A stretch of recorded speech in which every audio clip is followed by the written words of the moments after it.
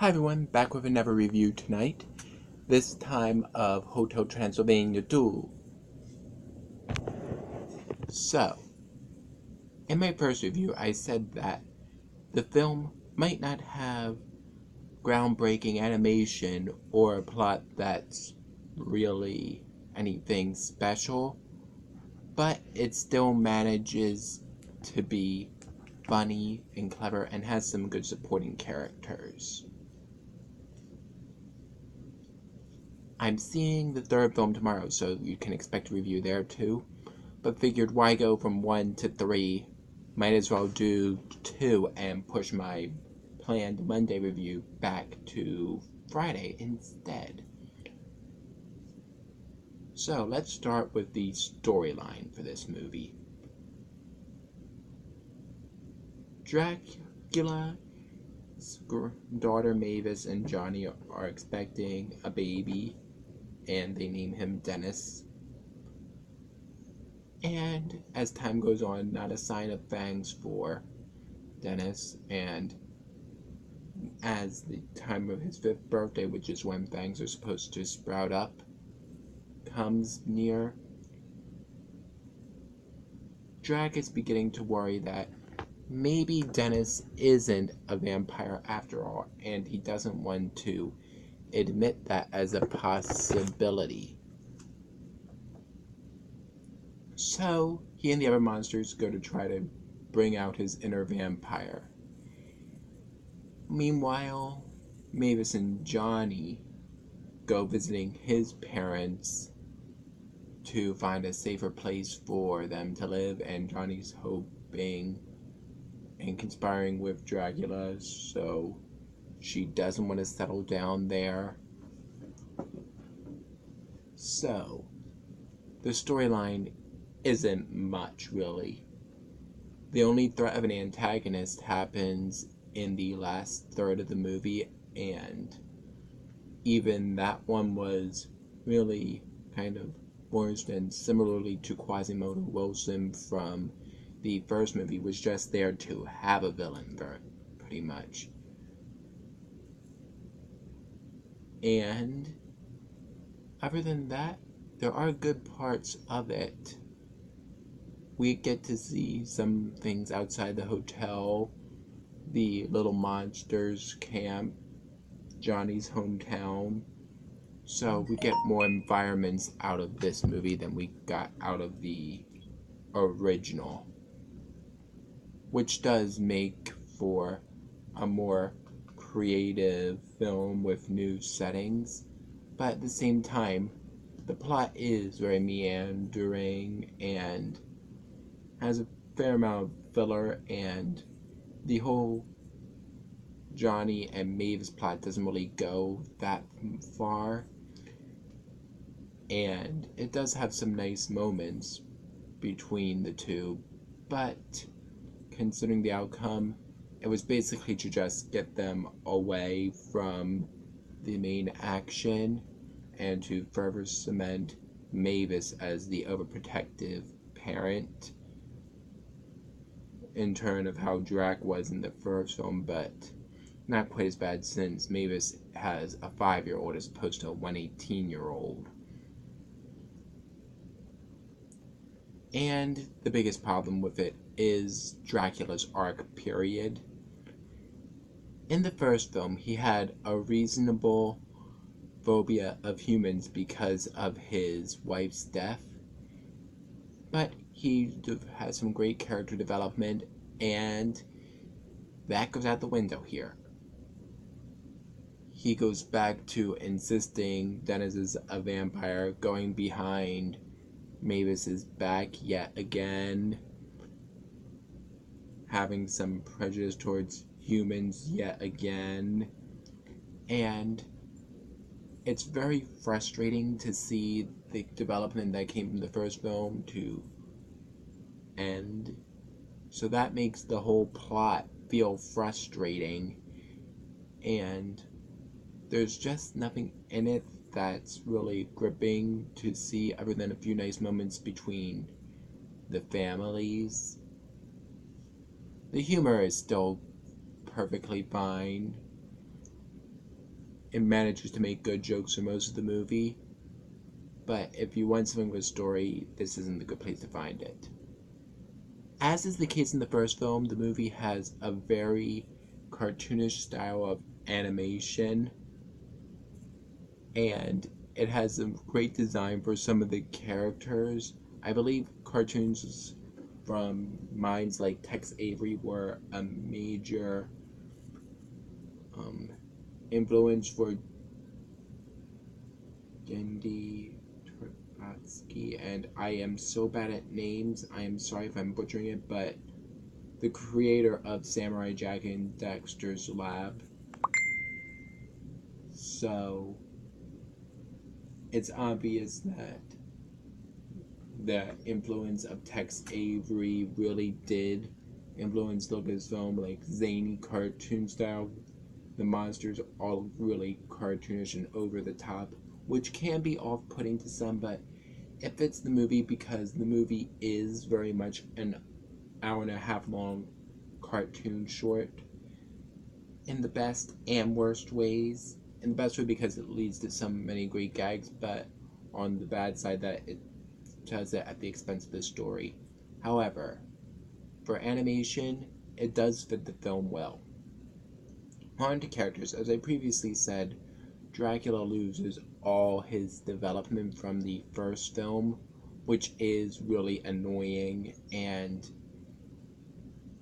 he finds Johnny annoying again, and while the hotel is now open to humans, he still does seem to have some problems with them and wants to hold on to the traditions of terrifying them, and he doesn't want to think of Dennis possibly being human, even though he says early on that he only cares if Dennis is happy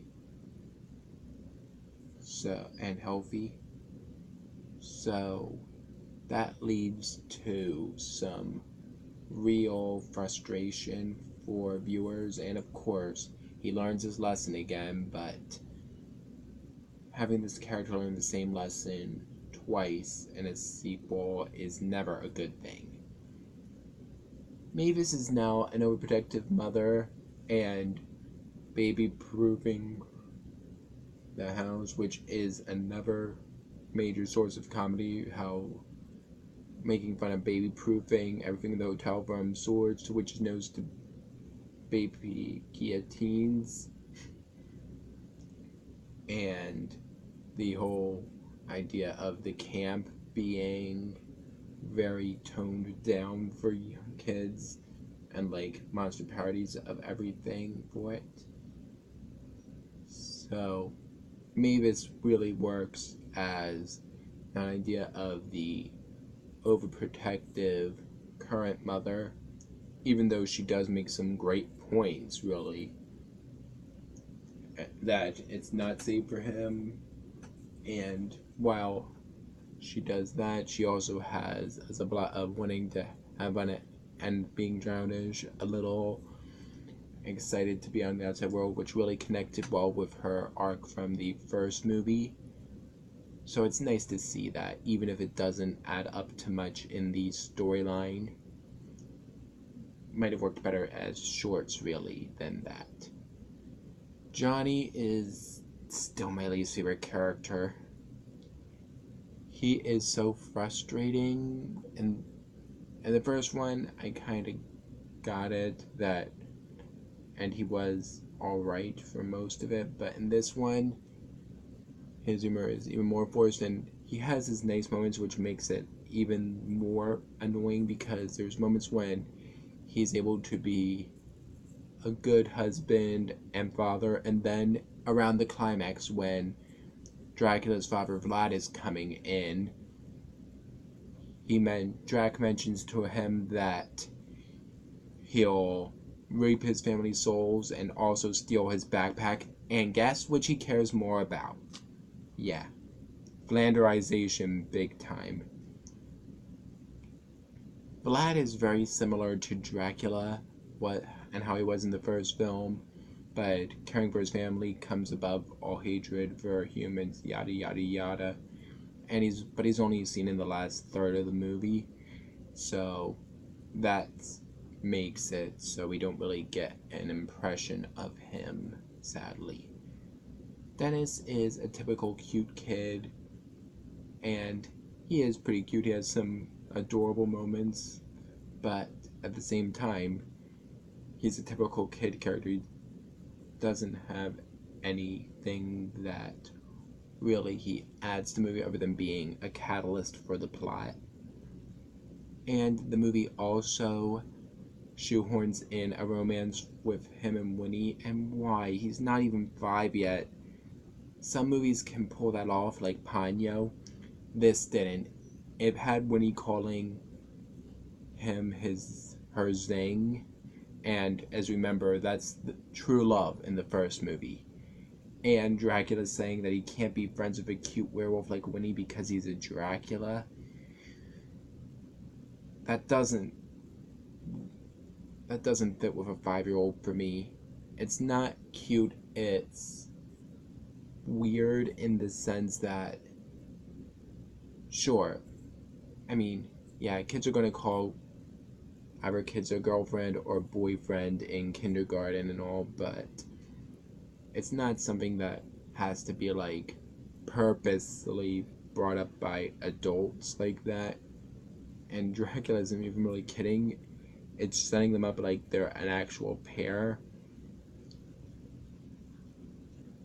And talking about their future, which is something kids do, but seriously, like more seriously than get married, like talking about career and how they won't have as many home cooked meals.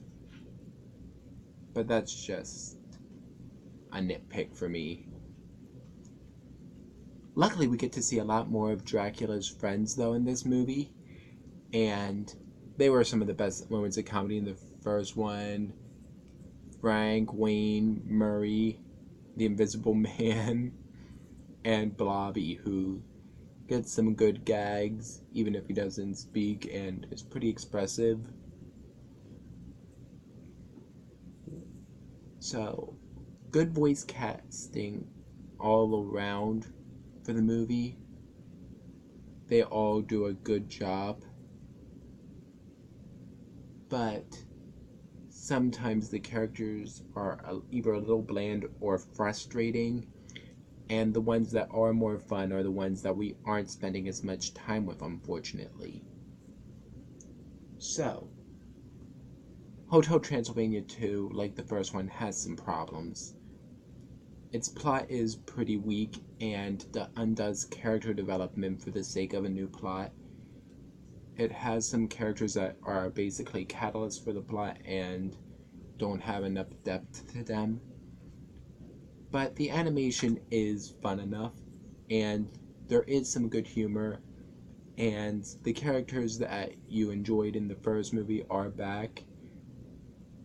So, I would say if you enjoyed the first one and haven't seen the second one yet for some reason, you should check it out, definitely. These movies aren't groundbreaking, and they aren't even the best animated comedies, really, on par with the best of DreamWorks. But I think that they really do have some nice jokes, good animation, enough to make them worth the occasional watch when you need a good laugh. Not everything needs to be really substantial. These movies work because they're fun, even if they have problems. Thanks for watching, and as always, if you have an anime film you want me to review, please leave it in the comments section below.